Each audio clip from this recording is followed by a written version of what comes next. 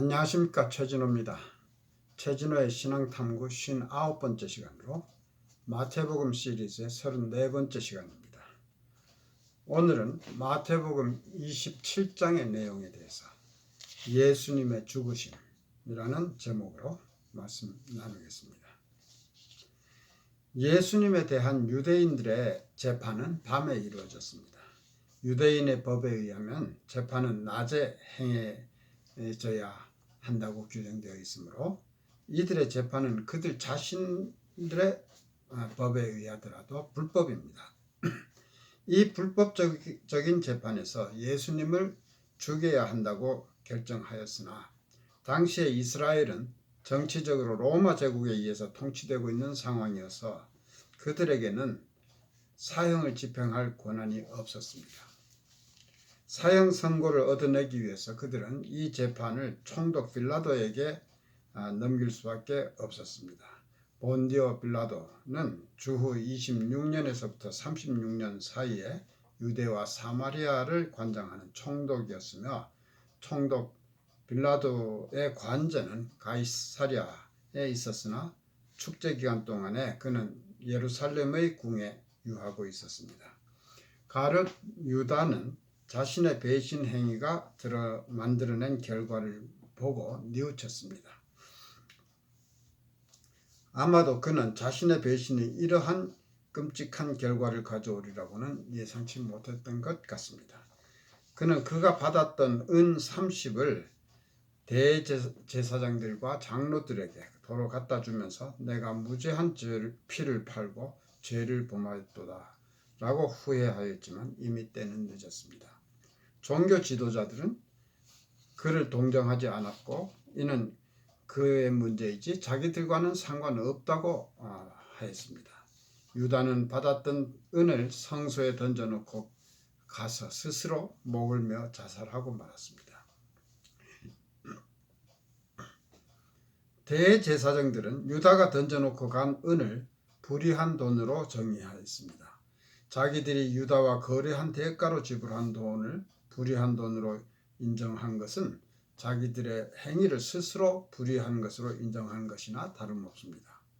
그들은 이것을 핏값이라 하여 성전의 금고에 넣어두는 것은 마땅치 않다고 하며 의논한 끝에 이것으로 토기장이의 밭을 사서 나그네의 묘지를 삼았는데 그 후로 그 밭을 피밭이라 일컫게 되었다고 합니다. 사도행전에는 이에 대해서 좀 더 자세히 기술하고 있습니다. 빌라도 앞에서의 재판에 대해서 마태는 비교적 간단히 기술하고 있습니다. 누가복음에서는 빌라도가 예수님이 갈릴리 사람인 것을 알고 헤롯에게 보냈다고 기록하고 있습니다. 헤롯은 예수님을 신문하며 조롱한 후에 빌라도에게 되돌려 보냅니다. 누가복음 23장에 의하면 헤롯과 빌라도가 전에는 원수였는데 이 일로 서로 친구가 되었다고 합니다. 빌라도는 예수님께 내가 유대인의 왕이냐 하고 물었고 예수님은 그렇다고 대답하셨습니다. 그러나 예수님의 왕국은 이 세상의 정치적인 왕국이 아니었으며 빌라도도 그것을 인정하였습니다. 이때 대제사장들과 장로들이 예수님의 죄목을 여러 가지로 만들어서 고소를 했으나 예수님은 아무 대답도 하지 않으시므로 빌라도가 심히 기이히 여겼다고 기록하고 있습니다. 빌라도는 예수님을 아무리 신문해도 죽일 만한 죄가 없다는 것을 알았고 또 유대인들이 죄 없는 예수님을 시기해서 거짓죄를 만들어 고소하고 있다는 사실까지 간파하였습니다. 그는 예수님을 석방하려고 했습니다. 빌라도가 생각해낸 묘안은 명절이 되면 총독이 죄수 하나를 석방하는 관행이 있는데 이것을 적용해서 예수님을 석방하는 것이었습니다. 그때 마침 바라바라고 하는 유명한 죄수가 있었는데 빌라도는 모여있는 무리에게 너희는 내가 누구를 너희에게 놓아주기를 원하느냐? 바라바냐? 그리스도라 하는 예수냐? 하고 물었습니다. 그러는 사이에 빌라도의 아내도 사람을 보내서 꿈 얘기를 하면서 무고한 사람을 정죄하는 일에 관여하지 말라고 충고하기도 하였습니다. 그러나 대제사장들과 장로들은 사람들에게 예수님 대신 바라바를 석방하도록 요구하라고 사주했습니다. 그리고는 예수님을 십자가에 못 박으라고 압력을 가합니다. 빌라도는 예수님을 석방하고 싶었지만 종교 지도자들에게 사주받은 군중이 강하게 요구하자 무리의 요구를 들어주지 않으면 밀란이 날까 두려워 결국 군중에게 굴복하고 맙니다. 빌라도는 물을 가져오게 하여 무리 앞에서 손을 씻으며 이 사람의 피에 대해서 나는 무죄하니 너희가 당하라고 합니다. 자기는 도덕적인 책임을 지지 않겠다는 뜻입니다. 그러자 백성들은 그 피를 우리와 우리 자손에게 돌릴지이다 라고까지 하며 예수님의 사형을 요구하였고 결국 바라바는 석방되고 예수님은 채찍질하고 십자가에 못 박게 넘겨졌습니다. 예수님을 죽이려고 이를 꾸민 사람은 빌라도가 아니라 유대인의 종교 지도자들이었습니다. 빌라도는 오히려 예수님을 죽이지 않고 놓아주려고 나름대로 궁리도 하고 노력을 했지만 백성들의 압력에 굴복한 것입니다. 그런데 우리는 사도신경에서 본디오 빌라도에게 고난을 받으사 십자가에 못 박혀 죽으시고 라고 고백합니다. 예수님을 죽인 것이 전적으로 빌라도의 책임인 것처럼 표현되고 있습니다. 만일 빌라도가 지금 살아있다면 그의 입장에서는 매우 억울하겠다는 생각이 들기도 합니다. 그러나 로마 황제를 대신해서 유대 땅을 다스리는 총독이었던 빌라도는 예수님을 신문하던 중에 요한복음 9장 10절에 의하면 내가 너를 놓을 권세도 있고 십자가에 못 박을 권세도 있는 줄 알지 못하느냐고 말했듯이 실제로 빌라도는 그러한 권한을 가지고 있었습니다. 그럼에도 불구하고 밀란이 날까 두려운 즉 정치적인 이유 때문에 예수님에게는 죄가 없다는 것을 알면서도 사형을 선고한 것입니다. 사람이 옳지 못한 목적을 가지고 주도적으로 악한 일을 행하면 물론 죄가 될 것입니다. 그러나 자신에게 주어진 권리와 책임으로 악한 일을 막을 수 있는 위치에 있으면서도 이를 막지 않고 방조했다면 그는 본인이든 아니든 그 일에 동참한 것이나 마찬가지이고 그 악한 일을 주도적으로 행한 사람과 동일한 죄가 있다는 사실을 사도신경은 우리에게 말하는 것으로 생각됩니다. 빌라도는 무리 앞에서 손까지 씻으며 이 사람의 피에 대해서 나는 무죄하다고 주장하였지만 그렇다고 해서 그가 무죄한 것은 아닙니다. 총독의 군병들은 예수님을 데리고 관정 안으로 들어가서 옷을 벗기고 홍포를 입히며 가서 가시 면류관을 엮어서 그 머리에 씌우고 갈대를 그 손에 들리고 그 앞에서 무릎을 꿇고 유대인의 왕이여 평안할지어다 하며 희롱하였습니다. 그리고 그에게 침 뱉고 갈대를 빼앗아 그의 머리를 치며 모욕하였습니다. 뿐만 아니라 여기서는 생략되어 있지만 심한 채찍질을 가하기도 하였습니다. 희롱을 한 후에 군병들은 홍포를 벗기고 도로 그의 옷을 다시 입혀서 십자가에 못 박으려고 끌고 나갔습니다.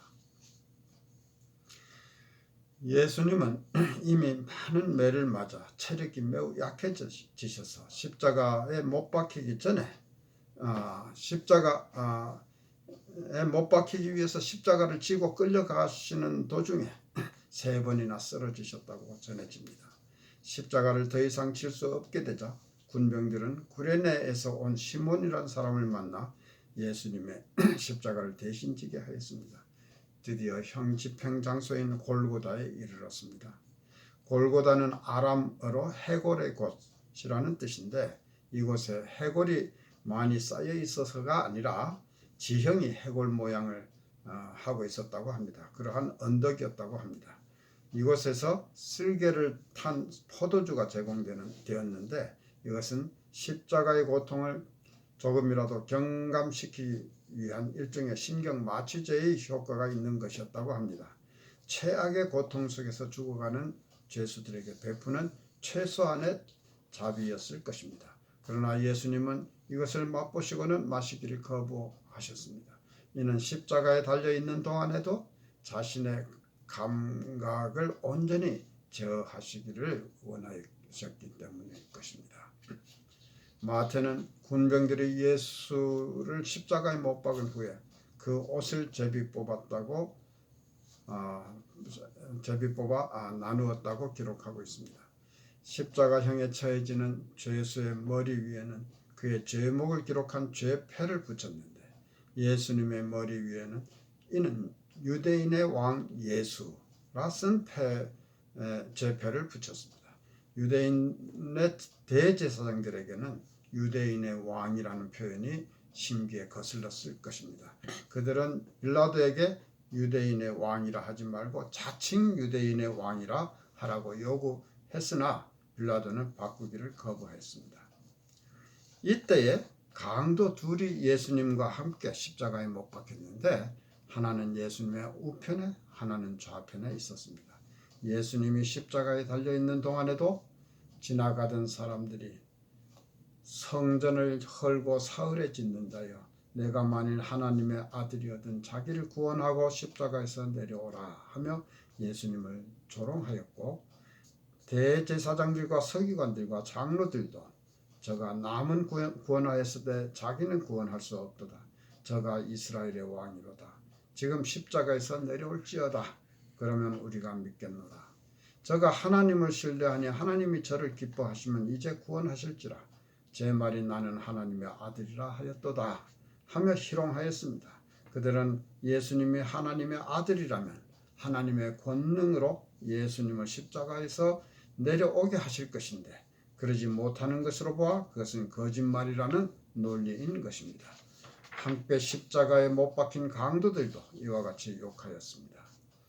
그러나 누가복음에는 그중 한 강도는 마음의 변화가 생겨 구원을 받았다고 기록하고 있습니다. 그런데 지나가던 사람들이나 종교 지도자들이 예수님을 희롱하면서 내려와 보라고 한 일은 사실은 예수님은 능히 하실 수 있었다는 것을 알아야 합니다. 예수님은 그 순간에도 신적인 능력을 가지고 계셨으나 이것을 사용하지 않으시고 무력한 어린 양처럼 십자가에 달린 채 죽음을 당하신 것입니다. 그것이 인류를 구원하시기 위한 하나님의 계획이었기 때문입니다. 예수님이 십자가에 못 박히신 시각은 제3시, 지금 시간으로는 오전 9시였고 제6시, 즉 정오로부터 온 땅이 어두움에 임하여 제9시, 오후 3시까지 계속하더니 제9시쯤에 예수님께서 엘리 엘리 라마 사박다니 하고 큰 소리로 외치셨는데 이는 나의 하나님 어찌하여 나를 버리시나이까 라는 뜻이었습니다. 신학자들은 하나님이자 동시에 사람이신 예수님이 이때 성부 하나님으로부터 분리되신 것이라고 합니다. 예수님은 인간의 죄를 대신 지셨기 때문에 이때에는 죄인이 되셨으므로 하나님으로부터 분리될 수밖에 없다는 것입니다. 주변에 섰던 자 중 어떤 이들은 이 사람이 엘리야를 부른다고 생각하였습니다. 그 중에 한 사람이 예수님의 입술과 목이 건조해져서 발음이 불분명한 것으로 간주하고 해융을 가지고 신 포도주를 머금게 하여 갈대에 꿰어 마시우게 하였는데 다른 사람들은 가만히 두어라 엘리야가 와서 저를 구원하나 보자 하며 여전히 조롱하였습니다. 예수님은 다시 한번 크게 소리 지르시고 영원히 떠나셨습니다. 예수님이 숨을 거두시는 시간에 세 가지 중요한 사건이 일어났습니다. 첫째는 성소의 휘장이 위로부터 아래까지 찢어져 둘이 되었습니다. 이것은 성소와 지성소를 구분하는 휘장인데 그것이 아래에서부터 위로 찢어지지 않고 위로부터 아래로까지 찢어졌다는 것은 휘장을 사람이 아닌 하나님이 찢으셨다는 것을 의미합니다.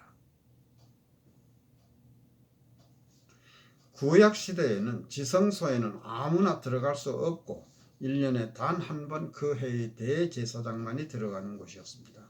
하나님은 그 휘장을 찢으심으로써 그 이후로는 제사장만이 아니라 누구든지 하나님 앞에 직접 나아갈 수 있도록 하신 것입니다. 이것은 예수님께서 단번에 모든 사람을 위한 대제사장의 역할을 해주셨기 때문인 것입니다. 둘째, 강력한 지진이 일어나서 바위가 터졌습니다. 이는 그리스도의 죽으심은 위력이 있고 땅을 뒤흔들 만큼 창조 세계에 큰 영향을 미치는 사건임을 상징합니다. 셋째는 예루살렘 묘지의 무덤들이 열리며 자던 성도의 몸이 많이 일어났고 예수님의 부활 후에 저들이 무덤에서 나와서 거룩한 성에 들어가 많은 사람들에게 보였다고 전해지고 있습니다. 이러한 심상치 않은 상황을 본 백부장과 경비병들은 심히 두려워하였으며 이는 진실로 하나님의 아들이었도다 라고 반응하였습니다. 십자가형을 수도 없이 집행해 왔지만 이러한 표적이 뒤따른 전례가 없었기 때문일 것입니다. 그곳에는 예수를 섬기며 갈릴리에서부터 쫓아온 많은 여자들이 있었고 멀리서 바라보고 있었는데 그 중에는 막달라 마리아와 또 야고보와 요셉의 어머니 마리아와 또 세베대의 아들들의 어머니도 있었습니다.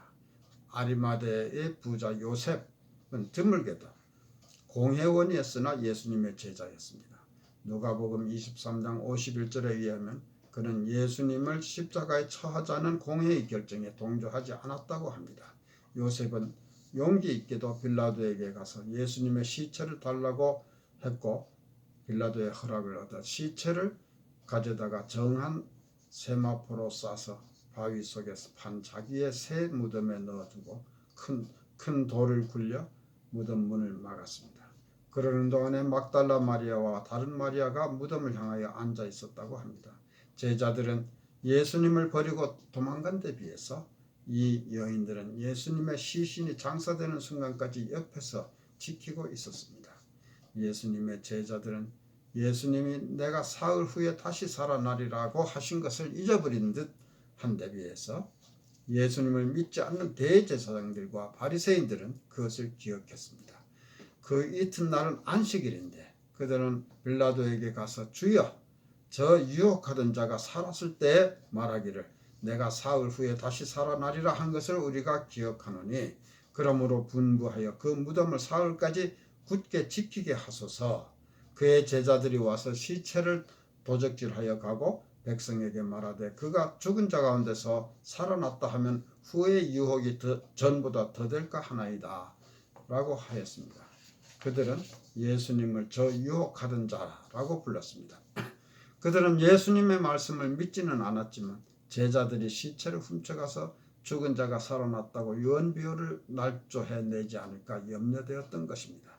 이에 빌라도는 너희에게 파수꾼이 있으니 가서 힘대로 굳게 하라고 하였고 그들은 파수꾼과 함께 가서 돌을 인봉하고 무덤을 굳게 지켰습니다.